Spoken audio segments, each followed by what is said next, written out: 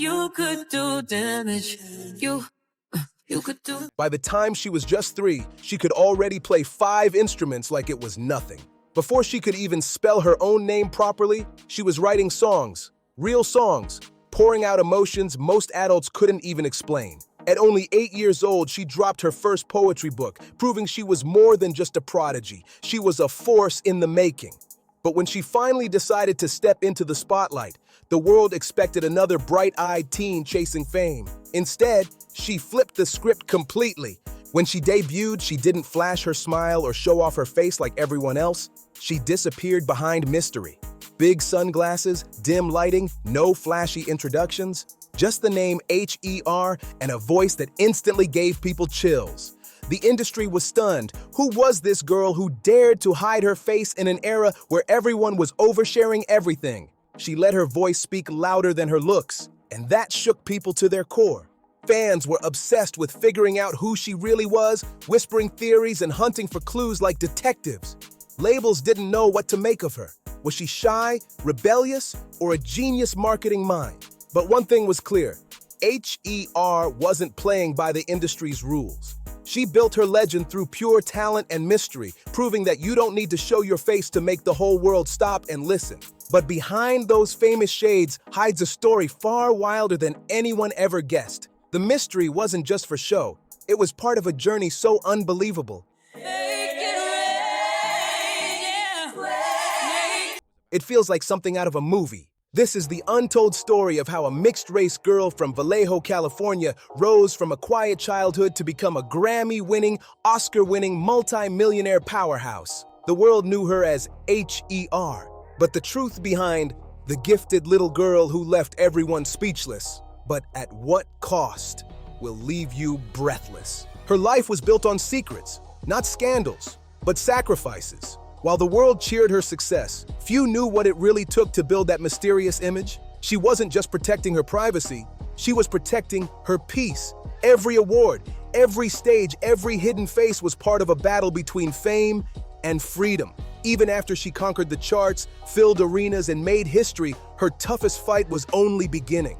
Born Gabriela Sarmiento Wilson on June 27, 1997, in Vallejo, California, her destiny was already written in sound waves. Music wasn't just something she loved. It was her heartbeat, her oxygen, her escape from a noisy world that didn't always understand her. From the moment she could touch an instrument, she wasn't just playing notes. She was pouring out her soul, shaping the voice that would one day silence entire crowds in awe. Her father played in a local band called Urban Bushmen, and their tiny living room became Gabriela's very first concert stage. Every night, the house pulsed with bass lines and melodies as the band rehearsed.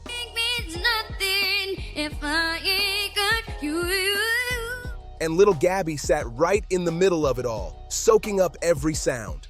Her Filipino mother, Agnes, worked with rehab patients during the day, but had rhythm in her blood. She played the drums with the kind of fire that made everyone stop and stare. And it didn't stop there. Her whole Filipino family was packed with musicians. Guitarists, bassists, drummers, and vocalists filled every gathering, turning family karaoke nights into full-blown performances that could rival a live show. The Wilson home wasn't just a house. It was a never-ending jam session, a non-stop symphony where creativity ruled every corner. Little Gabby was like a sponge, absorbing every beat, every lyric, every emotion. She wasn't just watching, she was studying, learning, and quietly preparing for her own spotlight. And then came the jaw-dropping moment that changed everything. At only 3 years old, yes, 3, Gabriela could already play 5 different instruments: piano, guitar, bass, drums, and something new every other week. It was unreal. While other kids were learning their ABCs, she was composing melodies that could melt hearts. By 8, she was already an author, publishing her first poetry book titled Anything on Earth Poems. Her words carried depth and soul far beyond her age, leaving everyone around her in disbelief. And now, with you. By the time Gabriela turned 10, she wasn't just another talented kid. She was about to make history. Her big moment came on September 23, 2007, when she stepped onto the national stage and delivered a performance so powerful it had legends whispering. The world watched as this tiny girl with fearless energy sat at the piano and performed Alicia Keys' "If I Ain't Got You" live on the Today Show. Her voice was pure emotion, her fingers danced across the keys with precision, and the crowd couldn't believe what they were witnessing. This wasn't a cute kid moment. This was raw, soul-deep talent. She sang with the kind of control and confidence that seasoned artists spend decades mastering. People everywhere were talking. Who was this little girl? Music legends across the industry took notice, calling her performance unbelievable, and some even whispered that a new prodigy had just arrived. But that was only the start of Gabriella's rise. That same year, she took her gift to the legendary Apollo Theater in Harlem, a stage known for making or breaking careers. And when she covered Aretha Franklin's "Freeway of Love" with effortless power, she didn't just perform, she owned the stage. The crowd roared, judges nodded in disbelief, and it was clear this little girl from Vallejo was different. By her early teens, Gabriella wasn't just another rising star. You're the best part. She was already sharing stages with some of the biggest names in the game.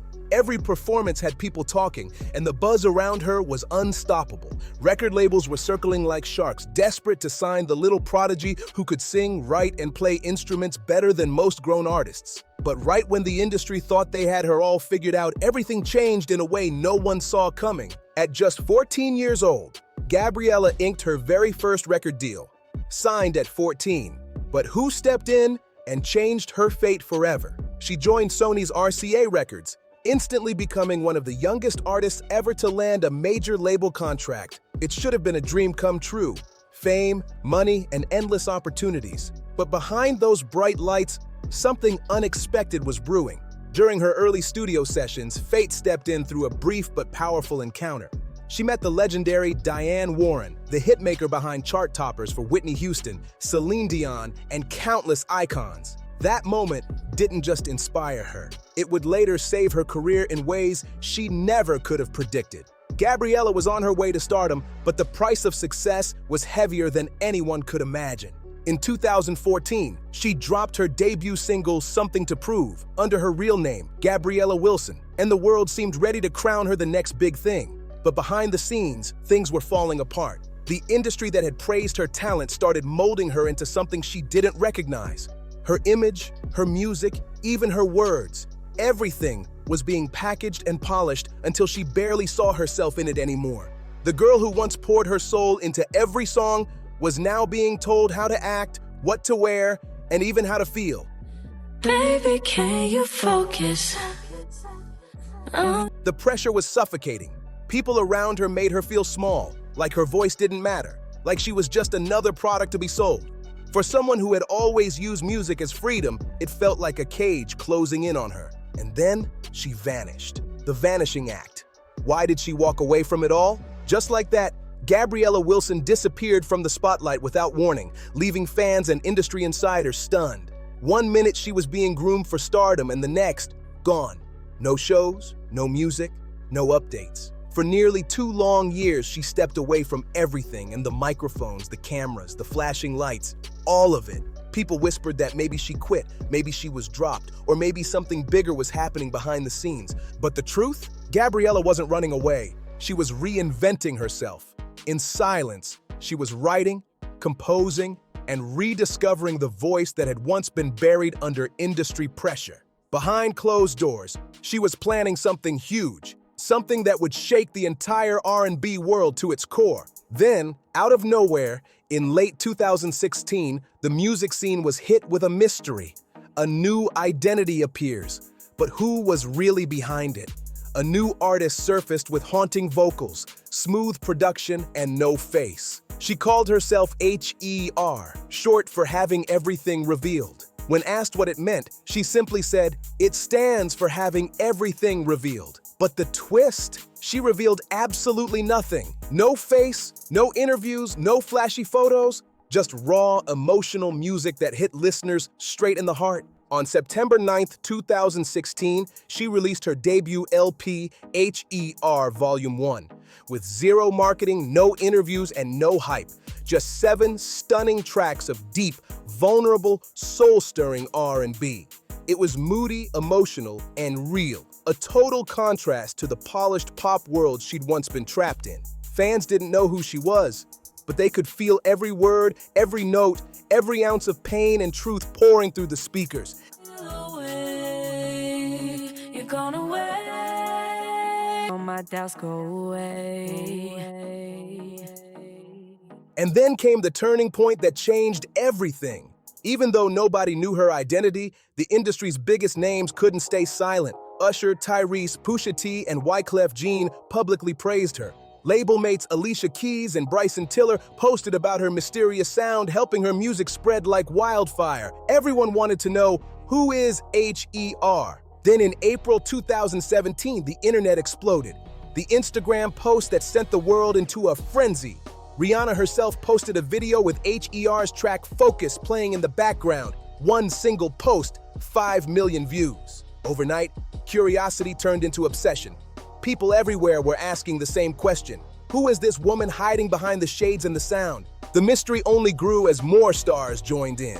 Insecure creator Issa Rae shared her music, Taraji P. Henson from Empire shouted her out, and even Kylie and Kendall Jenner posted about her. The hype was uncontrollable. But still, no one had a face, no one had proof, just a name, a sound, and a feeling. The mystery was finally starting to crack.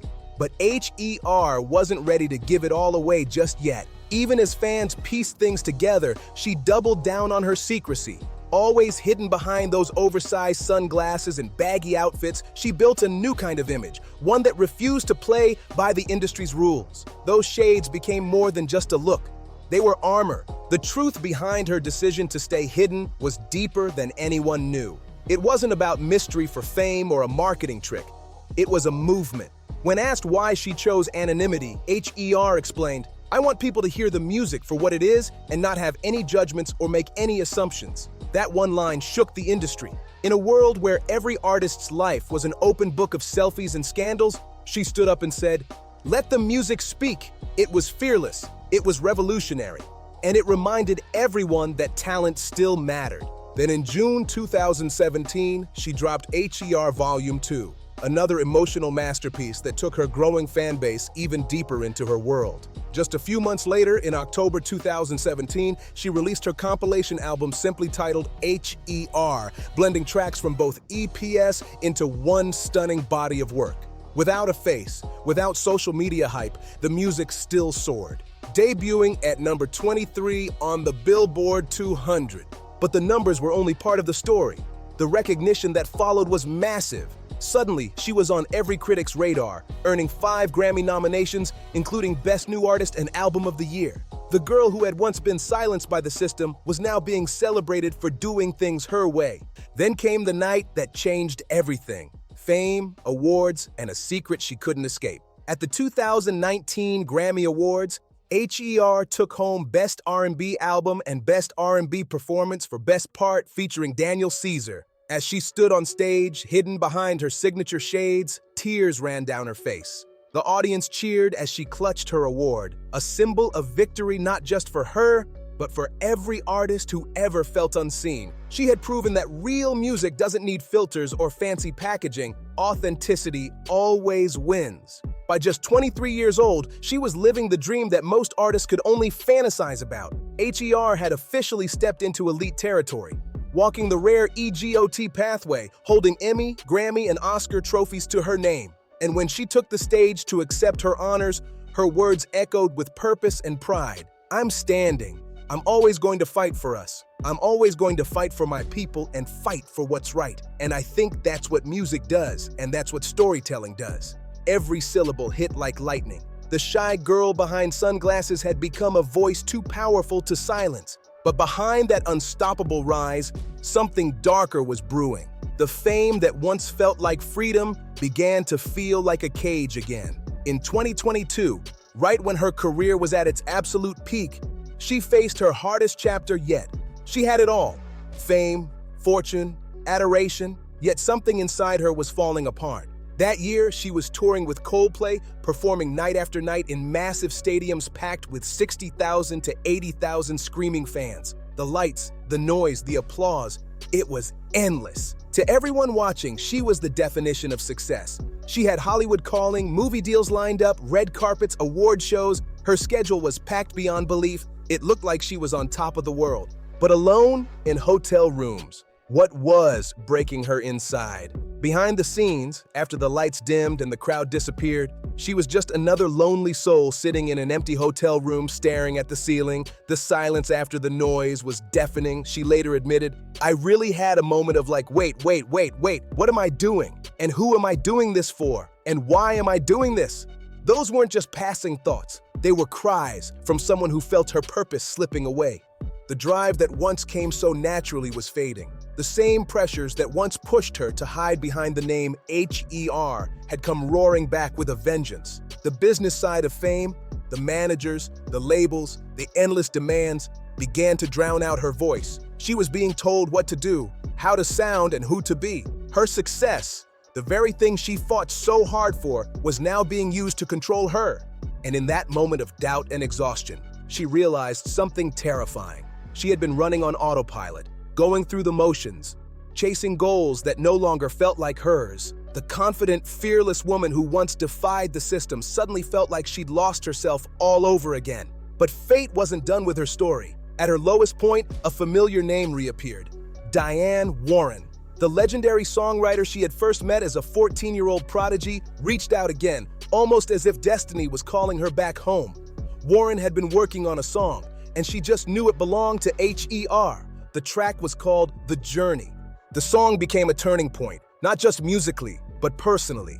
It marked the beginning of her journey back to herself. But H.E.R.'s story was never just about awards and accolades. It was about breaking barriers, redefining artistry, and reminding the world that true talent doesn't need a mask. A master of many instruments, she plays piano, guitar, acoustic, electric, bass, drums, and more. Her transparent Fender Stratocaster has become as iconic as the oversized sunglasses she once used to hide behind. Her influence extends far beyond music. She's appeared in films, most notably in the Color Purple musical adaptation, where she says she learned so much about herself through the experience and from her remarkable castmates. And she's used her platform for something far bigger than fame.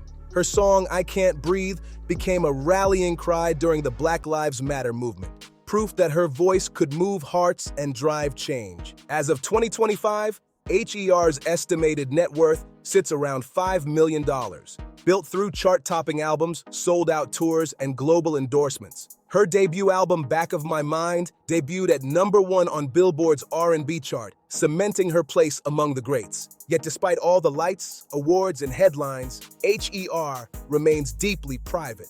Rumors once linked her to Skip Marley, Bob Marley's grandson, after their musical collaborations, but neither ever confirmed a romance. "I'm comfortable with being alone a lot," she says, and that's really a healthy place to be. This newfound self-awareness opened doors to collaborations she never would have considered before, especially with female artists who share her passion for authenticity over perfection. Today, H.E.R. is touring the world, working on new music that bridges the raw emotion of her live performances with the polish of her studio sound. She's also expanding her acting career, bringing the same depth and vulnerability from her lyrics to the screen. Recently, she performed alongside Usher at Super Bowl 56, electrifying millions with her stunning guitar solos during You Got It Bad and Bad Girl. It was a defining moment, proof that her musicianship continues to captivate audiences across generations. The massive Coldplay Stadium tour changed her forever.